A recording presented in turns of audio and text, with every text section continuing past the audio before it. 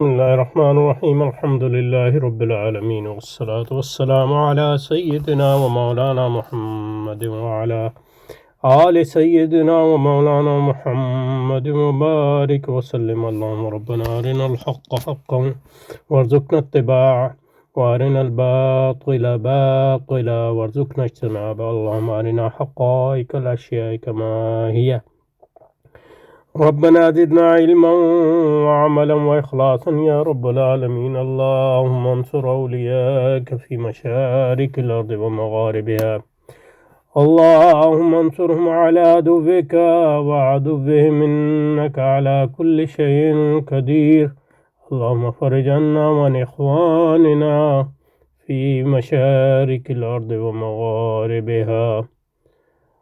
اللهم نفس كربنا وكربهم وثبت أقدامنا وأقدامهم والطف بنا وبهم يا أرحم الراحمين يا رب العالمين. وصلى وسلم على سيدنا وحبيبنا وشفينا محمد وآله وأصحابه وأزواجه وذريته وعترته أجمعين برحمتك يا أرحم الراحمين. آمين آمين يا رب العالمين. اچھا جی، رحمۃ اللہ الواسع کا ترجمہ مطالعہ جاری رکھتے ہیں. مقدمہ.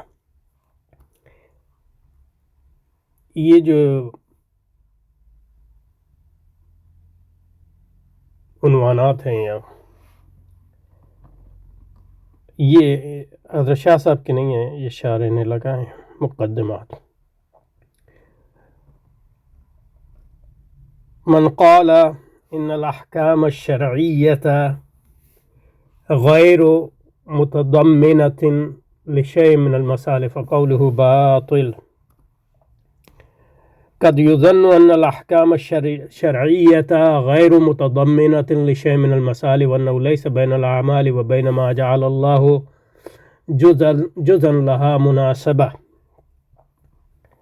وأن مثل التكليف بالشرائع كمثل سيد أراد أن يختبر طاعة عبده فأمر برفع حجر أو لمس شجرة مما لا فائدة فيه غير الاختبار، فلما أطاع وعصاه جوزي بعمله، وهذا ظن فاسد تكذبه السنة وإجماع القرون المشهود لها بالخير.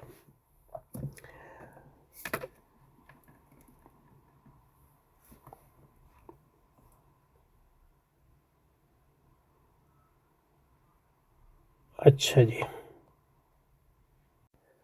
ومن عجز أن يعرف أن الأعمال معتبرة بالنيات والهيئات النفسانية التي صدرت منها، كما قال النبي صلى الله عليه وآله وسلم إنما الأعمال بالنيات. وقال الله تعالى لن ينال الله لحومها ولا دماؤها ولكن يناله التقوى منكم. ثاني، وأن الصلاة شرعت لذكر الله ومناجاته، وأن الصلاة شرعت لذكر الله ومناجاته كما قال تعالى وأقم الصلاة لذكري ولتكون معدة لرؤية الله تعالى ومشاهدته في الآخرة، كما قال رسول الله صلى الله عليه وآله وسلم سترون ربكم كما ترون هذا القمر لا تضامون في رؤيته، فإن استطعتم أن لا تغلبوا على صلاة قبل طلوع الشمس وصلاة لا تضامون في رؤيته، فإن استطعتم لا تغلبوا على صلاة قبل طلوع الشمس وصلاة قبل غروبها فافعلوا. فإن استطعتم ألا تغلبوا على صلاة قبل طلوع الشمس وصلاة قبل غروبها فافعلوه. إنكم سترون ربكم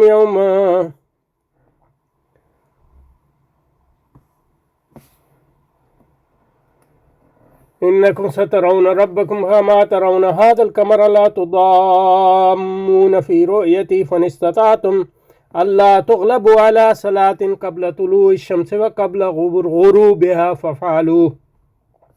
فافعلوا إلى آخر الحديث. حدیث متفق علیہ، مشکات شریف، بخاری، صحیح بخاری میں ہے، مسلم نے بھی نکالی ہے اس کو، ابو داؤد، ابن ماجہ، اور یہ لفظ جو ہے بخاری کا ہے. ثم قرأ وسبح بحمد ربك قبل طلوع الشمس وقبل غروبها.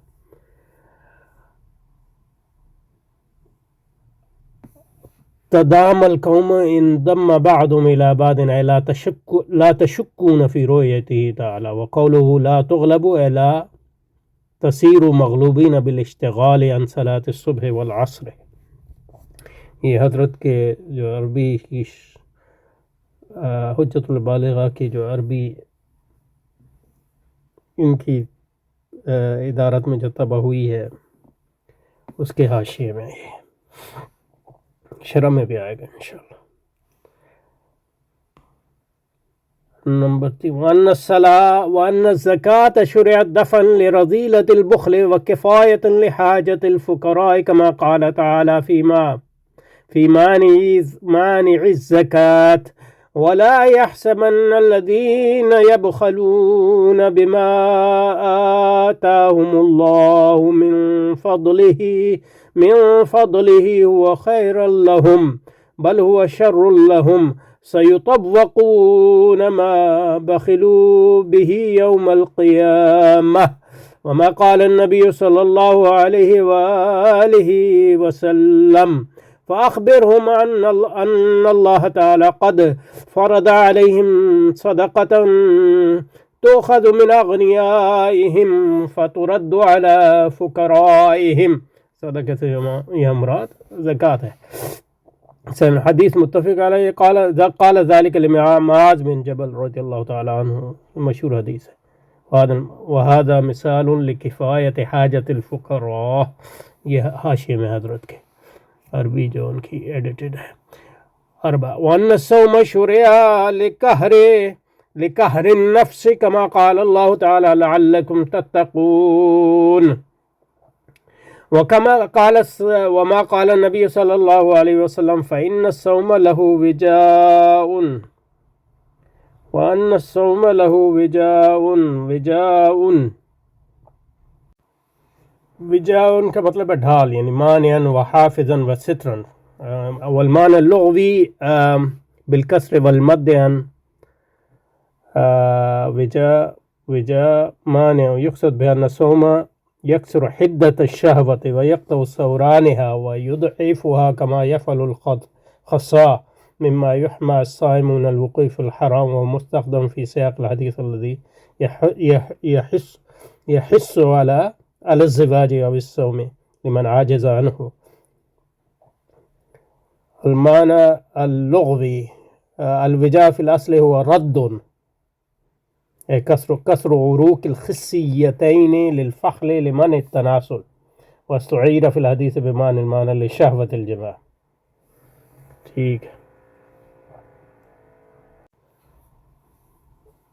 وأن الحج شرع لتعظيم شعائر الله كما قال تعالى إن أول بيت وضع للناس للذي الآية. وقال إن الصفا والمروة من شعائر الله. وأن القصاص شرع زاجرا عن القتل ولكم في القصاص حياة يا أولي الألباب. وأن الحدود والكفارات شرع الزواجر عن المعاصي كما قال تعالى ليذوق وبال أمره. وأن الجهاد شرع لإعلاء كلمة الله وإزالة الفتنة كما قال تعالى وقاتلوهم حتى لا تكون فتنة ويكون الدين كله لله وأن الأحكام المعاملات والمناقحات شرعت لإقامة العدل فيهم إلى غير ذلك مما دلت الآيات والأحاديث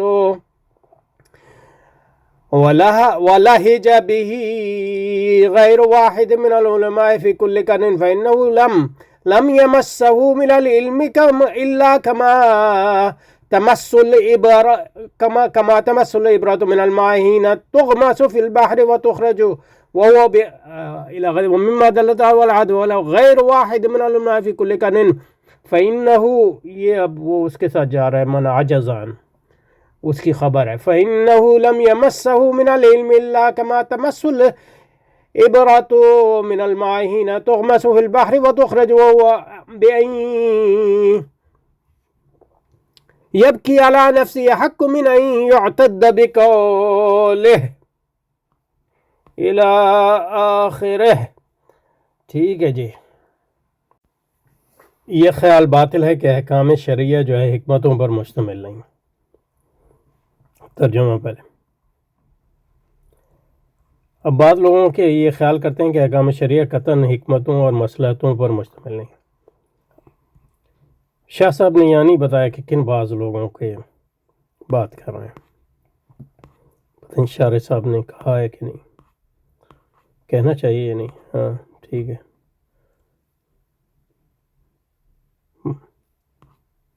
شارح صاحب نے بھی ذکر نہیں کیا، حالانکہ یہ بالکل اہم چیز ہے کہ کن لوگوں کا رد کر رہے ہیں آپ. کیونکہ جیسے کہ آئے گا حضرت شاہ صاحب تو کہہ رہے ہیں کہ اس پہ اجماع ہے، تو خرق اجماع کون کرتے ہیں؟ اس میں اجماع ہے. شاہ صاحب نے کہا ہے کہ یہ احکام میں حکمتیں ہیں.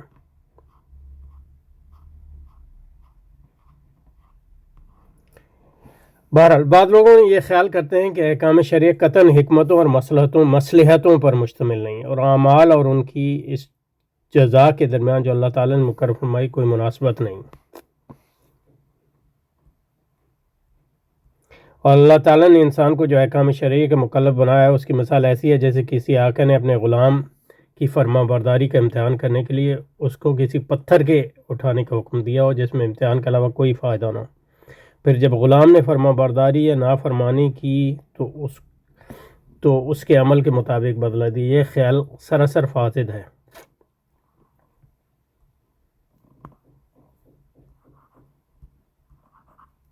یہ خیال سراسر فاسد. کون سا خیال؟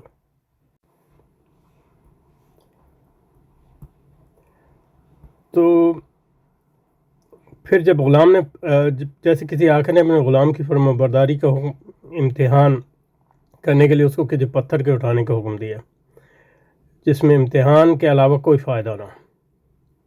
پھر جب غلام نے فرما برداری یا نافرمانی کی تو اس کو اس کے عمل کے مطابق بدلا. یہ خیال سراسر فاسد ہے. یہ خیال سراسر فاسد ہے. تو عربی میں کیا کہا تھا؟ قد یظن وأن مسألة التكليف بالشرائع كمثل سيدنا أراد أن يختبر طاعة عبده وأمر برفع حجر أو لمس شجرة مما لا فائدة في غير الاختبار فلما أطاع عصى جوزي بأعماله وهذا ظن فاسد. یعنی ظن فاسد یہ ہے کہ شرعی احکام کو اسی میں محصور کر دیا. لیکن اس میں شاہ صاحب نے ایک چیز نہیں ذکر کی، کم از کم ابھی تک. اس میں تو کوئی شک نہیں ہے احکام جو ہے اس میں حکمتیں ہیں، لیکن سب سے بڑی حکمت جو ہے، سب الگ حکمت ہے، تعبد ہے، اللہ کی بندگی. اور بہت سے احکامات ہیں جن کی حکمتیں جو ہے جو تعبدی احکامات ہیں.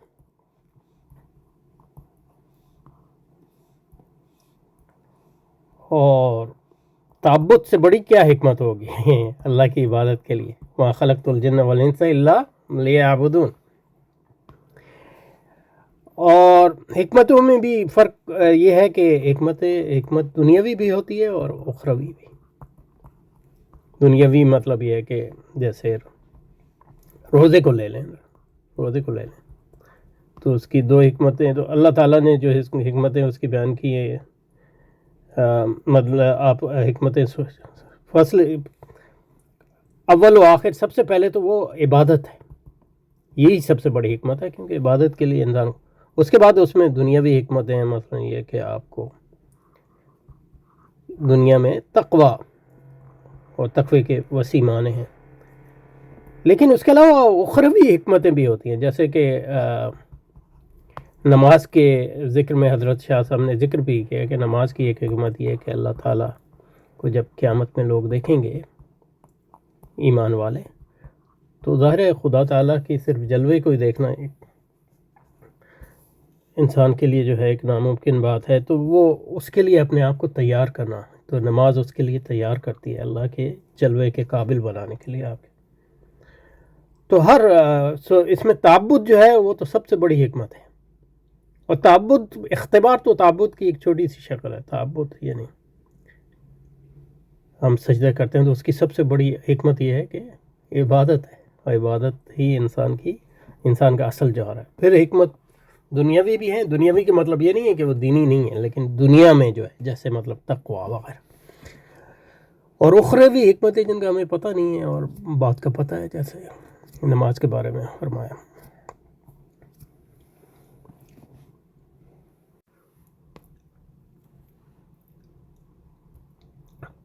پھر بھلا جو شخص یہ تک نہ سمجھ سکتا ہو کہ اعمال نیتوں اور کیفیات قلبیہ کے ساتھ موازنہ کیے ہوئے ہیں.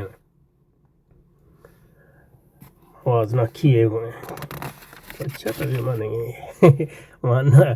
ومن عاجز ان يعرف ان الاعمال معتبر بالنیات والحیات النفسیہ التي صدرت من. کا اعمال جو ہیں ان کا اعتبار نیت کے ساتھ ہے اور ان نفسانی یعنی اندرونی حیات اور کے ساتھ ہے جن سے وہ نکلتے ہیں. تو کیسا موازنہ کیا نہیں ہے، مطلب یہ ہے کہ اعمال نیتوں اور کیفیات قلبیہ کے ساتھ معتبر ہے، یعنی ان کا اعتبار جو ہے نیات پر ہے اور کیفیات قلبیہ گیا ہے. نیت ٹھیک ہے تو اعمال بھی ٹھیک ہیں وغیرہ. اور جن سے وہ اعمال صادر ہوتے ہیں، یعنی جن سے اعمال یعنی جو اس کی وجہ وجود ہیں، یعنی جس نیت سے میں نے کیا ہے، جس قلبی کیفیت سے میں نے کیا. جیسا کہ ارشاد نبی اعمال کا دارومدار نیتوں پہ، اور شاید اللہ کو قربانیوں کا گوشت ہرگز نہیں پہنچتا، نہ ان کا خون پہنچتا ہے، بلکہ ان کے پاس تمہاری پرہیزگاری پہنچتی ہے. تو نماز اللہ تعالیٰ کی یاد کے لیے، اس کے ساتھ سرگوشی کے لیے مشروع کی گئی ہے، یعنی قائم کی. جیسا کہ ارشاد باری تعالیٰ میرے یاد کے لیے نماز قائم کیجیے. لیکن اس میں یہ بھی سمجھنا چاہیے کہ یاد جو ہے وہ کوئی حسر، یہ ایک مثال ہے، لیکن یہ حسری مثال نہیں ہے، بلکہ ایک السٹریٹو مثال ہے، یعنی ایک توضیحی مثال ہے. تو نماز جو ہے اس کے یعنی عبادت ہے، سب سے بڑی تعبد کی تجسیم ہے، اور تعبد کے لیے انسان کو پیدا کیا. پھر اس کی جو ہے دنیاوی بھی حکمتیں آخرتی. اور سب سے بڑی بات یہ یاد رکھنی چاہیے، ہم اس کی حکمتوں کو کبھی بھی ساری حکمتوں کو نہیں جان سکتے، یہ اہم ہے. تو میرے یاد کے لیے نماز قائم کیجیے. نماز کے لیے اس لیے مشروع کی کہ آخرت میں دیدار خداوندی مشاہدہ حق کی آدمی میں استعداد پیدا ہو. جیسے کہ رسول پاک نے فرمایا تم عنقریب اپنے پروردگار کو اس طرح دیکھو گے جس طرح چاند کو دیکھ رہے ہو، کہ اس کے دیکھنے میں دھکا مکی نہیں کرتے. دھکا مکی تدام القوم اندم بعد ملا بعد. پس اگر تمہارے بس میں یہ بات ہو کہ طلوع آفتاب سے پہلے اور غروب آفتاب سے پہلے والی نمازوں میں مغلوب نہ ہو جاؤ تو ایسا کرو. مغلوب نہ ہو جائے یعنی مطلب ان کو پڑھو نماز، کہ طلوع آفتاب سے پہلے سو رہے ہوتے ہیں اور غروب آفتاب سے پہلے بھی لوگ کاموں میں مصروف ہوتے ہیں. کیونکہ پرانے زمانے میں جو ہے کیونکہ روشنی وغیرہ نہیں ہوتی تھی تو سارے کام جو ہے ختم کرتے تھے روشنی جب تک باقی تھی. تو عصر کی نماز اسی وقت ہوتی ہے، یعنی روشنی ختم ہونے سے پہلے. یعنی غروب آفتاب سے پہلے گھنٹہ اور سا وہی کام کا بڑے کام کا وہ ہوتا تھا. اور زکوٰۃ رذیل بخل کے ازالے کے لیے غربا کی حاجت روائی کے لیے مشروع کی گئی. یعنی امنگ ادر تھنگس زکوٰۃ بھی تعبد ہے لیکن اس کی حکمت بھی ہیں، حکمت دنیاوی بھی ہیں، اخروی بھی ہیں. جیسا کہ زکوٰۃ نہ دینے والوں کے حق میں ارشاد باری تھا، ہرگز خیال نہ کریں کہ وہ لوگ جس چیز میں بخیلی کرتے ہیں یعنی بخل کرتے ہیں جو اللہ تعالیٰ نے ان کو اپنے فضل سے دیا ہو، یہ بات کچھ ان کے لیے اچھی ہوگی، بلکہ یہ بات ان کے لیے بہت ہی بری ہے. وہ لوگ قیامت میں اس کا طوق پہنائے جائیں گے جس میں انہوں نے بخل کیا. اور جیسا کہ ارشاد نبی ہے، پھر آپ نے حضرت معاذ بن جبل رضی اللہ عنہ لوگوں کو بتائیں کہ اللہ تعالیٰ نے ان پر فرض کیا ہے. پھر آپ، یہ حدیث شریف کا حصہ ہے، جب ان کو یمن میں بھیجا میرا خیال ہے، لوگوں کو بتائیں کہ اللہ تعالیٰ نے ان پر زکوٰۃ فرض کیا جو مالداروں سے وصول کی جائے گی اور غرباء پر خرچ کی جائے گی، اور روزہ نفس کو مغلوب کرنے کے لیے مشروع کیا گیا، جیسا کہ ارشاد ہے تاکہ تم پرہیزگار بنو. جیسا کہ ارشاد ہے روزہ جوان آدمی کے لیے اختگی یعنی خسی ہونا ہے.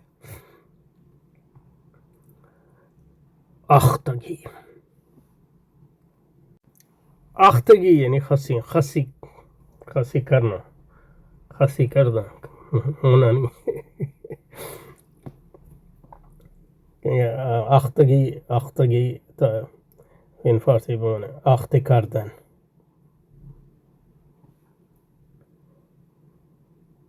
اور حج شاعر خداوندی کی تعظیم کے لیے مشروع کیا گیا، جیسے کہ ارشاد بار یقیناً وہ گھر جو سب سے پہلے لوگوں کے واسطے مقرر کیا، البتہ وہ مکان ہے. آخر آیت تک پڑھیے. اور ارشاد فرمایا بے شک صفا و مروہ من جملہ یادگار دین خداوندی ہیں، شاعر اللہ ہیں. اور قصاص لوگوں کو قتل سے روکنے کے لیے مشروع کیا گیا، جیسے کہ ارشاد بار تعالیٰ ہے فہیم لوگوں فہیم قصاص میں تمہارے جانوں کا بڑا بچاؤ ہے. اور حدود اور کفارات لوگوں کو گناہوں سے جھڑکنے کے لیے شروع کیا، جھڑکنے کے لیے نہیں جھڑکنے کے اردو میں مطلب وہ نہیں ہے، روکنے کے لیے، یعنی ان کو ردع ہے. اور جہاد اللہ تعالیٰ کا بول بالا کرنے کے لیے، اور فتنے کا سدباب اللہ کا بول بالا کرنے کے لیے، جی لیکن یعنی اللہ کے کلمہ کا، اللہ کے دین کا بول بالا. جیسا کہ ارشاد بار تعالیٰ تم ان کفار عرب سے اس حد تک لڑو کہ ان میں فساد عقیدہ نہ رہے اور دین خالص اللہ ہی کے ہو جائے. اب یہاں کفار عرب سے خطاب ہے لیکن ان تک محدود تو نہیں ہے اور معاملات نہیں ہو سکتا محدود ہو بعض لوگوں کی، یہ بھی تفسیر ہے، لیکن یہ کہ تفسیر کو جو جیسا کہ اصول تفسیر میں ابن تیمیہ اور ابن جزئی اور دوسرے لوگوں نے لکھا ہے کہ یعنی جو ان کا سبب نزول ہوتا ہے اس میں محصور نہیں ہوتی کوئی تفسیر، الا یہ کہ دوسرے قرائن. بہرحال نمبر 9 اور معاملات یعنی لین دین کے احکام اور شادی بیاہ کے مسائل لوگوں میں عدل انصاف قائم کرنے کے لیے مشروع کیے گئے. اور دیگر بہت سے امور میں یعنی مذکورہ بالا احکام کے علاوہ اور بہت سی احکام ہیں جن کی حکمتوں اور مصلحتوں پر مشتمل ہونے پر قرآنی آیات اور احادیث نبویہ دلالت کرتی ہیں، اور ہر زمانے میں متعدد علماء اکرام نے ان مسائل کو بیان کرنے میں دلچسپی لی ہے. پس جو شخص ایسی موٹی باتیں بھی نہیں سمجھ سکتا، یعنی ایسی صریح باتیں واضح باتیں نہیں سمجھتا، اسے علم نے بس اتنا ہی چھوا ہے جتنا سوئی کو پانی چھوتا ہے جب وہ سمندر میں ڈوب کر نکالی جاتی ہے. اور ایسا شخص اس بات کا زیادہ حقدار ہے کہ اس کے علم کا ماتم کیا جائے، نہ کہ اس کی بات پر کان دھرا جائے. ٹھیک ہے.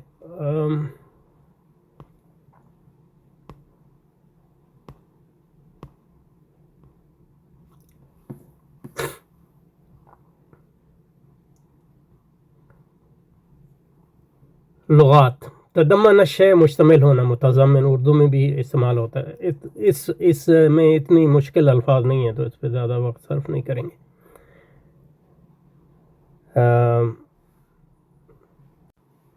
اور ما جعل اللہ جزاء لہا مناسبہ میں کہہ رہے ہیں ما جعل میں جو ہے آیت یہ ضمیر معذوف ہے، یہ اصل ما جعلہ اللہ اور لہا کی ضمیر الاعمال کی طرف لوٹتی ہے. ما جعلہ اللہ جزاء لہا مناسبہ اس میں مؤخر ہے لیسا کا، وَأَنَّهُ لَيْسَ بَيْنَ الْأَعْمَالِ وَبَيْنَ مَا جَعَلَ اللَّهُ جُزْءًا لَهَا مُنَاسَبَةٌ.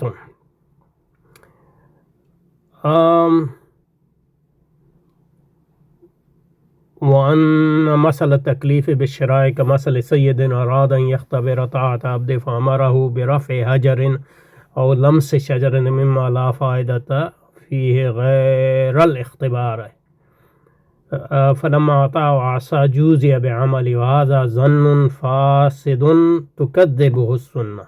کذبہ جھٹلانا، کذبہ جھوٹا بتانا، جھوٹ کی طرف نسبت کرنا، کہ کذبہ فعل متعدی ہے، کسی چیز کو جھٹلانا، تو سنت اس کو جھٹلاتی ہے، یعنی سنت سے ثابت ہے کہ یہ قول جھوٹا ہے.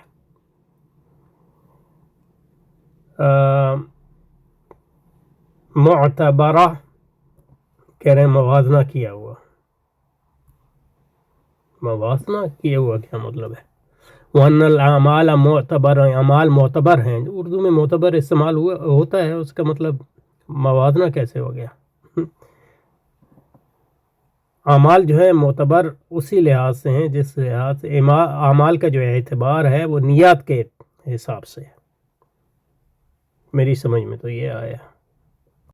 تو المعتبر ہوا اسم مفعول من اعتبر، ویعنی الشیء المقدر المحترم المعتد به والموثوق به، يستخدم للدلالة على الأهمية والجودة، مثل رائے معتبر رائے، ومرجع معتبر یعنی معتبر ریفرنس، اور اس کے مرادفات جو ہیں الموثوق، المعتد به، المعتمد، المحترم، المهم، الجلیل.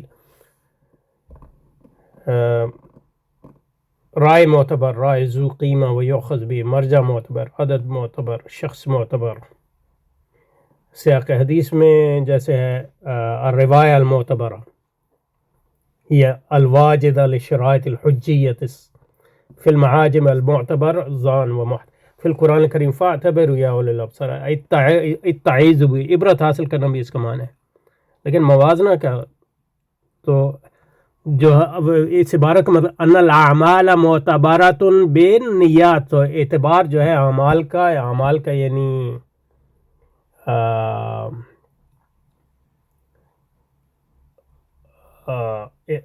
معتمد اعمال یا اعتبار جو ہے اسی لحاظ سے، نیات کے لحاظ سے، اور جو دل میں اس کے پیچھے جو ہے خیالات اور یعنی مقاصد ہیں ان کے اعتبار سے. تو یہ میری سمجھ میں نہ ہے موازنہ کیوں لکھا ہے حضرت نے. ہو سکتا ہے کوئی اعتبار الشیء بشیء استدل به علیہ.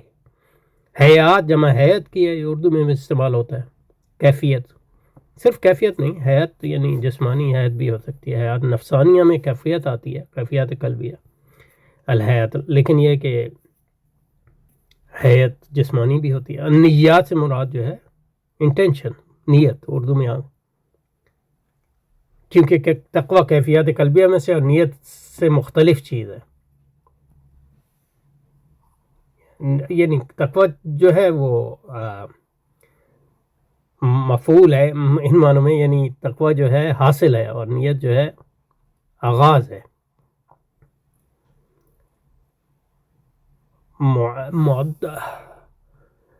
وهذا ظن أن الأعمال ولا نفس الوسد منها، كما قال تعالى وأن الصلاة شرعت لذكر الله تعالى ومناجاته، كما قال ولتكون معدة لرؤية الله تعالى. معدة، عد يعد، اعدہ تیار کرنا کسی چیز کو، اعداد، یہ اردو میں استعمال ہوتا ہے، اعداد تیاری.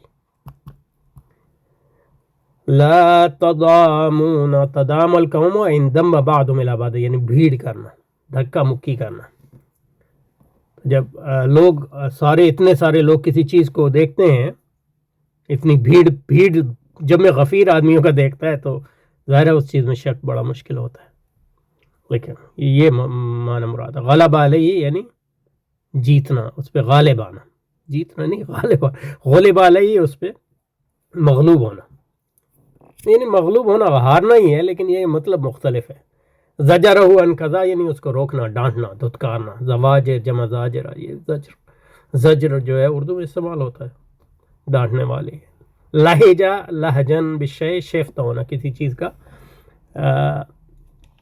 چیز کا دل دادہ ہونا. لہجہ یہ کہاں حضرت نے استعمال کیا تھا؟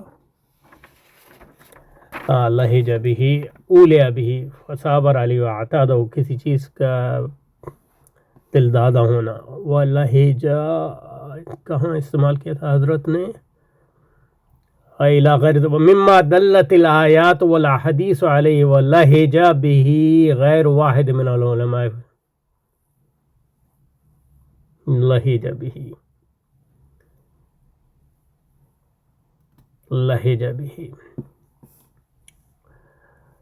ٹھیک ہے.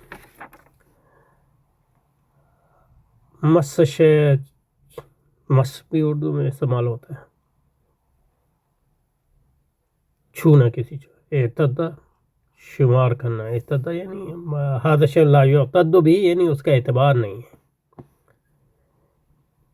طرف التفات نہیں کیا جا سکتا.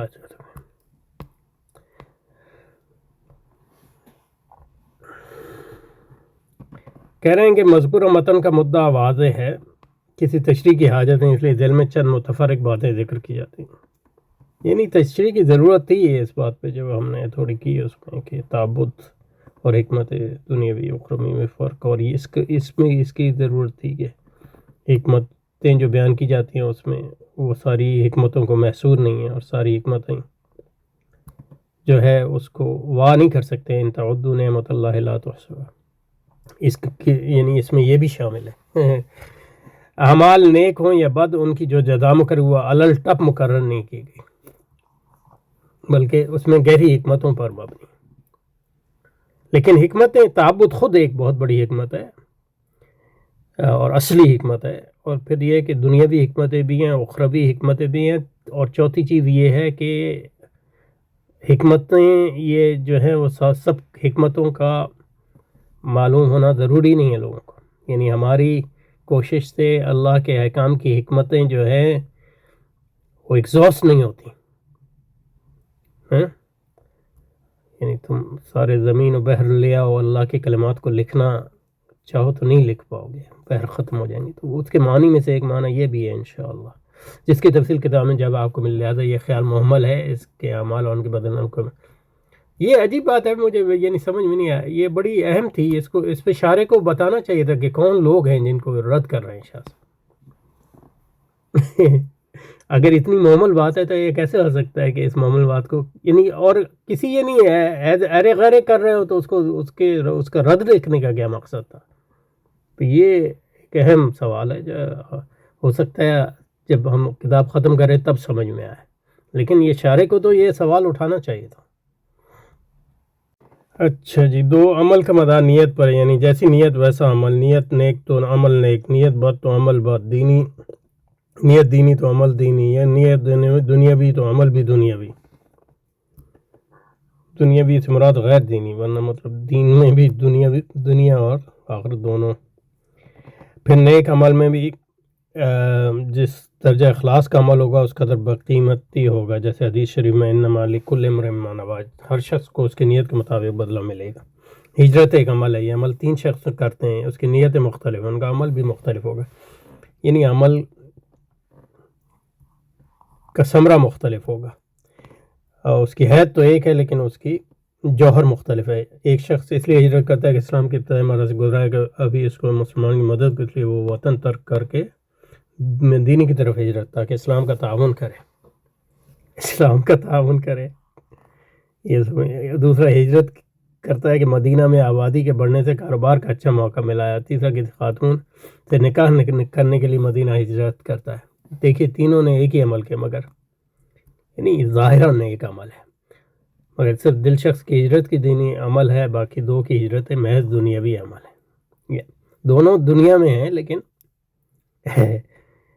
تینوں دنیاوی عمل ہیں ایک معنی میں، لیکن یہ کہ دوسرے معنی میں صرف ایک ہی دینی عمل ہے، دوسرے 2 خالص یعنی غیر دینی عمل ہے.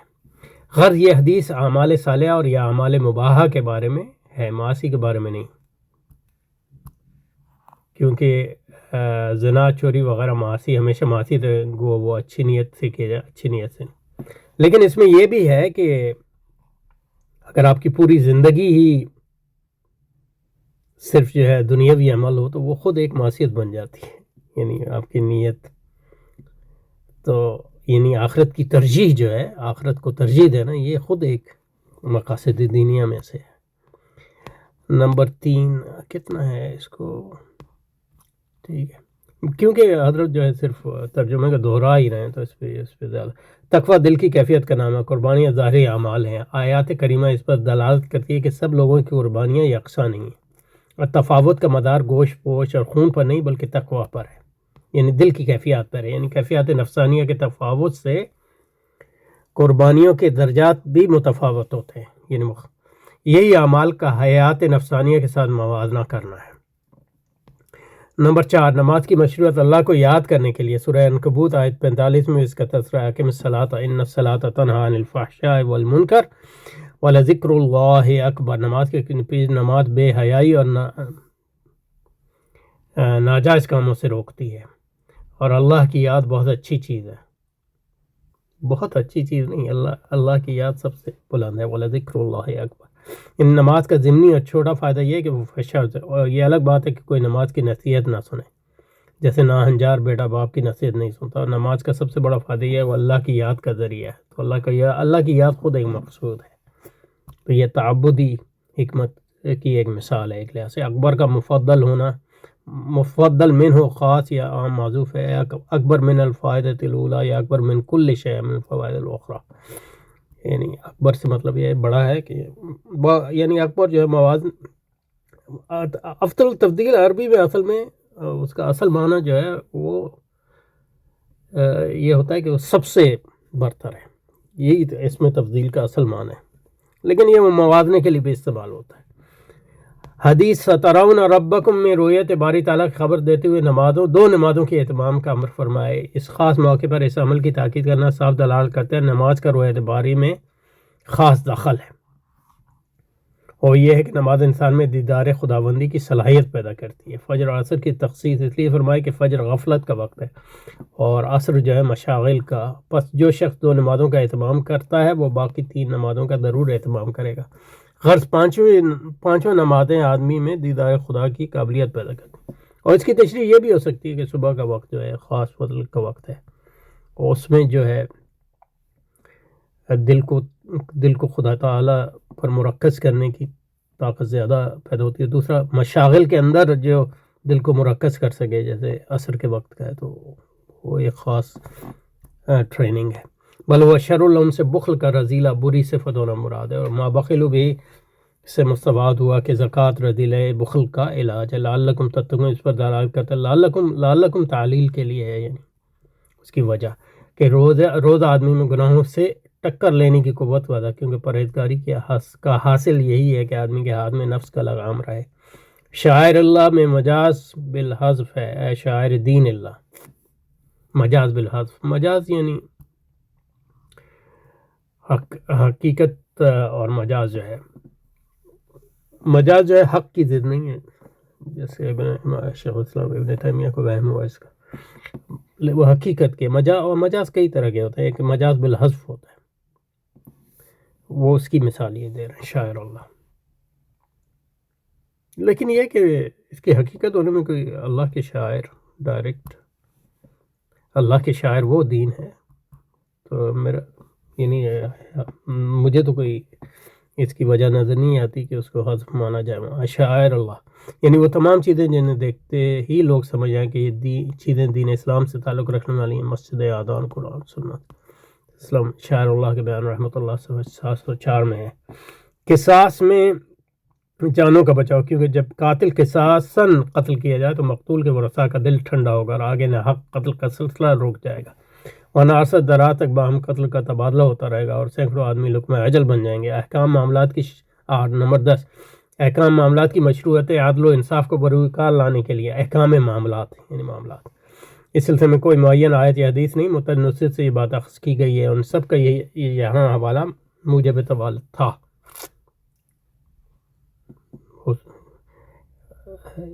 اس لیے یہ مضمون مدلل نہیں کیا تھا، آگے کتاب میں یہ ابحاث آ رہے ہیں۔ ہو سکتا ہے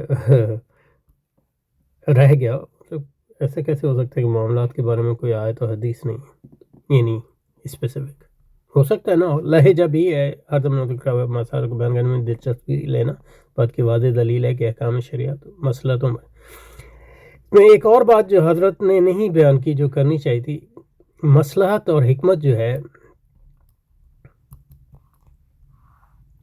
اس کا علم جو ہے ایک عقلی چیز ہے، عقل یعنی کسی چیز کی تعلیل کرنا یہ بھی عقلی چیز ہے، اور عقل میں سیاق بڑی اہمیت رکھتا ہے۔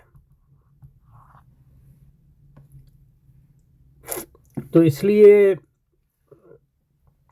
جب آپ حکمت دین کی بات کرتے ہیں، حکمت کی بات کرتے ہیں، علت کی بات کر رہے ہیں، وجہ اور سبب کی بات کرتے ہیں، تو یہ عقلی چیز ہے، سبب وجہ عقل سے معلوم ہوتا ہے کہ دو چیزوں کے درمیان تعلق کیا ہے۔ یعنی مصلحت قرآن نے بیان کی ہے، لیکن مصلحت کا معنی کیا ہے؟ اور جو کیونکہ قرآن نے جو مصلحتیں بیان کی ہیں اسپیسیفک، وہ تو ٹھیک ہے، لیکن یہ کہ پھر ان سے عمومی مسالے نکالنا جو ہے یہ بڑا نازک کام ان معنوں میں ہے کہ مصلحت اور اس کا معنی، حکمت اور اس کا معنی، اس کا سیاق سے تعلق۔ تو جب اسلامی نظام غالب ہوتا ہے، تہذیب غالب ہوتی ہے، جیسے کہ شاہ صاحب کے زمانے تک وہ گو کے زوال تھا لیکن غالب تھی، تو الفاظ کے معنی جو ہے اس تہذیب کے اندر سے متعین ہوتے ہیں، لیکن جب اسلام غالب نہیں رہتا تو پھر مصلحت اور حکمت جو ہے اس کے معنی جو ہے اس غالب سیاق سے متعین ہونے کا خطرہ ہوتا ہے۔ تو اس لیے یہ مسالے پر جو باتیں ہیں یہ بہت نازک ہیں، اس لیے شاہ صاحب کی کتاب کا بڑا غلط استعمال متجددین نے کیا، یعنی جدت پرستوں نے، انہوں نے مسالے کی بات کو، جیسے ڈاکٹر منظور ہمارے یہاں کرتے رہے، اب پتہ نہیں زندہ ہیں کہ نہیں، ہمارے جو فلسفے ڈپارٹمنٹ کے چیئرمین تھے، اور دوسرے لوگوں نے بھی کیا، اور سب بدعات کو فروغ دیا شاہ صاحب کے نام پر۔ اس کی وجہ یہ کہ مسالے کی بات جو شاہ صاحب نے کی وہ اس تہذیب اسلامی کے غلبے یا یعنی زوال کا دور بھی تھا، لیکن اس کے علاوہ اس کے مقابل کوئی غالب چیز نہیں تھی، لیکن اب جو ہے ایک غیر اسلامی تہذیب کا غلبہ ہے، تو مصلحت کا پورا معنی ہی وہ تہذیب متعین کرتی ہے۔ تو آج کے زمانے میں مسالے کا جب ہم بات کرتے ہیں تو اس میں خاص جو ہے احتیاط کی ضرورت ہو کہ مسالے جس کو ہم مصلحت کہہ رہے ہیں وہ اسلام کے لحاظ سے مصلحت ہے کہ نہیں، وغیرہ وغیرہ۔ تو اس کی بھی بات کرنی چاہیے تھی حضرت شارع کو، یہاں ہو سکتا ہے آگے کی ہو، یہاں پہ رکتے ہیں انشاءاللہ۔ سبحانک اللہم و بحمدک، نشہد ان لا الہ الا انت، نستغفرک ونتوب الیک، وصلی وسلم علی سیدنا مولانا محمد وعلى آل سيدنا محمد وبارك وسلم۔ سبحان ربك رب العزة عما يصفون وسلام على المرسلين والحمد لله رب العالمين، برحمتك يا أرحم الراحمين، آمين آمين يا رب العالمين۔